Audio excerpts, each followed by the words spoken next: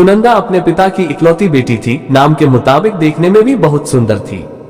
जब वह अपने ससुराल गई तो उसे उसके मुताबिक ही सब कुछ मिला।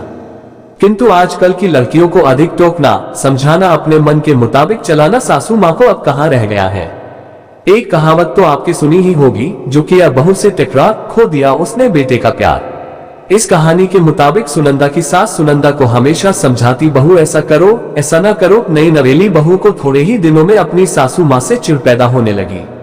इस प्रकार यह सिलसिला आगे की ओर बढ़ता गया। एक दिन सुनंदा के घर कुछ मेहमान आने वाले थे। सासू माँ बोली, बहू आज कुछ अच्छी अच्छी व्यंजन बनाओ और मेहमानों के लिए चाय नाश्ता का इंतजाम भी अच्छी तरह से होनी चाहिए। बस अब क्या था, इतना सुनते ही सुनंदा गुस्से से लाल हो गई।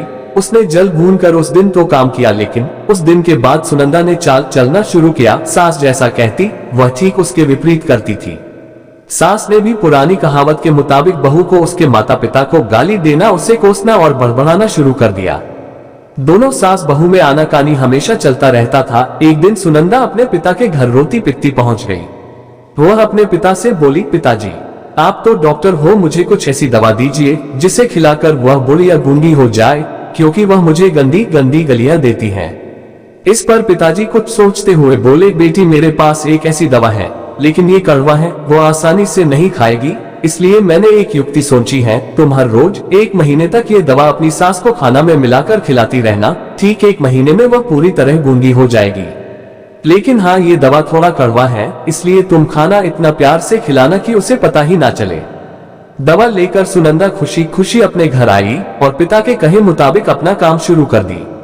अब सास जो कुछ भी कहती उसे वह मानती और उलटकर जवाब भी नहीं देती, क्योंकि वह जानती थी कि बुढ़िया तो अब महीने भर में गूंगी होने वाली है, बोल ले जितना बोलना है, उसके बाद वह चैन से रहेंगी। अब हर रोज वह प्यार से चुटकी भर दवा खाना में मिलाकर प्यार से माँ जी को देती थी। माँ भी समझती शायद इसके माता पिता ने इसे समझाया बुझाया है, इसलिए ये लड़ना झगड़ना बंद कर दी है। अब माँ जी भी बहू की खूब प्रशंसा किया करती थी और बहू भी प्रशंसा सुनकर प्यार बातें किया करती थी।